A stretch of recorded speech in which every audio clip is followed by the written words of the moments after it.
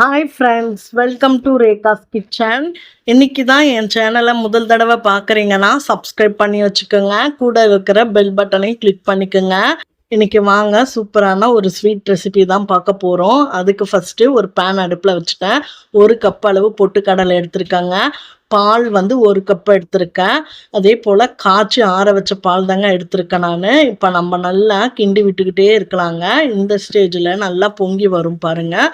இந்த மாரி பொங்கி வரும்போது நம்ம ஆடையை எடுத்து எடுத்து நம்ம கிண்டி விட்டுக்கணுங்க. நல்லா இந்த மாதிரி நம்ம கிண்டி விட்டு செய்யும் போது டேஸ்ட்டு சூப்பராக இருக்கும். அது கூட 4-5 முந்திரி பருப்பு ஆட் பண்ணிக்கலாம். ஆட் பண்ணி நம்ம நல்லா கிண்டி விட்டுக்கலாங்க.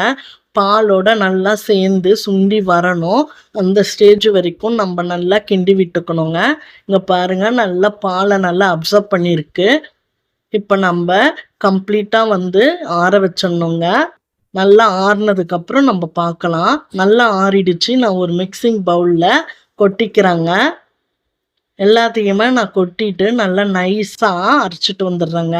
இங்கே பாருங்கள், நான் நல்லா நைஸாக அரைச்சிட்டு வந்துட்டேன். இந்த ஸ்டேஜில் இந்த மாதிரி இருக்கணும். இப்போ அடுப்பில் பேன் வச்சுருக்காங்க. இந்த பேனில் 3 டேபிள் ஸ்பூன் நெய் விட்டுக்கலாம்.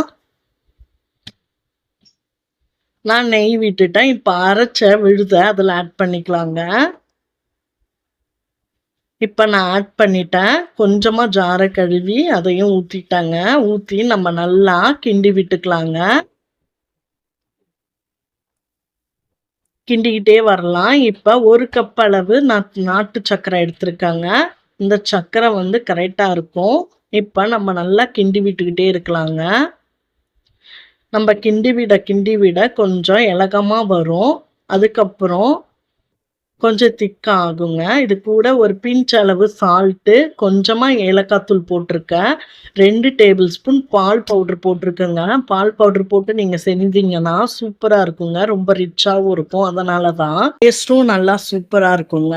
அப்படியே மில்க் ஸ்வீட் சாப்பிட்ற மாதிரி இருக்கும். இப்போ நம்ம நல்லா கட்டிகள் இல்லாத இந்த மாதிரி நல்லா கிண்டி விட்டுக்கிட்டே வரணுங்க. இங்கே பாருங்கள், நல்லா கிண்டி விட்டுக்கிட்டே வந்தீங்கன்னா இந்த மாதிரி நல்லா சூப்பராக ஸ்மூத்தாக இருக்கும். இப்போ ரெடியாக இருக்குங்க. நான் கேக் டின்னு எடுத்திருக்கேன். அதில் கொஞ்சமாக நெய் அப்ளை பண்ணி நான் சுற்றி நல்லா தடவி விடுறேங்க. நல்லா தடவி வச்சாச்சு. இப்போ நம்ம ரெடி பண்ண பேட்டனை அதில் கொட்டிக்கலாங்க. நம்ம நல்லா லெவல் படுத்திக்கலாங்க. ஒரு ஸ்பூனில் கொஞ்சமாக நெய் தடவிக்குங்க. பின்னாடி பக்கம் தடவிட்டு நம்ம லெவல் படுத்திக்கிட்டே வரணுங்க. சமப்படுத்தி விட்டிங்கன்னா போதும்.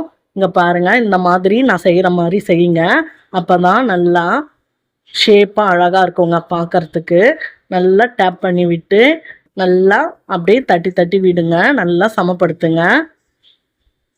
அவ்வளோதான், சமப்படுத்தியாச்சுங்க.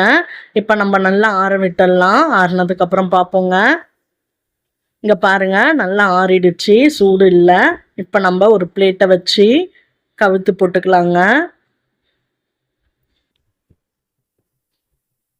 இங்கே பாருங்கள், நான் கவுத்து போட்டுட்டேன். டேப் பண்ணிவிட்டு எடுங்க. எவ்வளோ சூப்பராக நம்மளோட ஸ்வீட் ரெடி ஆயிடுச்சு பாருங்கள். இப்போ நம்ம கத்தியை வச்சு உங்களுக்கு எந்த ஷேப் வேணுமோ அந்த ஷேப்பில் நீங்கள் கட் பண்ணிக்கலாங்க.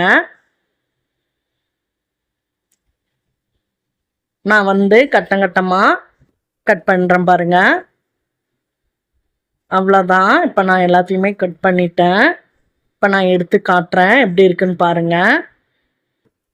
அவ்வளோ அருமையாக இருக்குங்க. இப்போ நான் ஒரு பிளேட்லேயும் சேவ் பண்ணி காட்டுறேன்.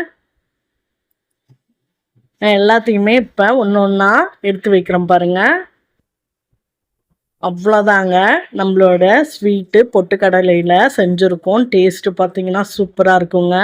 வீட்டில் உள்ள பிள்ளைங்களுக்கு இந்த மாதிரி நீங்கள் செஞ்சு கொடுத்தீங்கன்னா அவங்க விரும்பி சாப்பிடுவாங்க. இந்த வீடியோ உங்களுக்கு பிடிச்சிருந்தா லைக் பண்ணுங்கள், ஷேர் பண்ணுங்கள், கமெண்ட் பண்ணுங்கள். மறக்காமல் நம்ம சேனலை சப்ஸ்கிரைப் பண்ணுங்கள். தேங்க்யூ.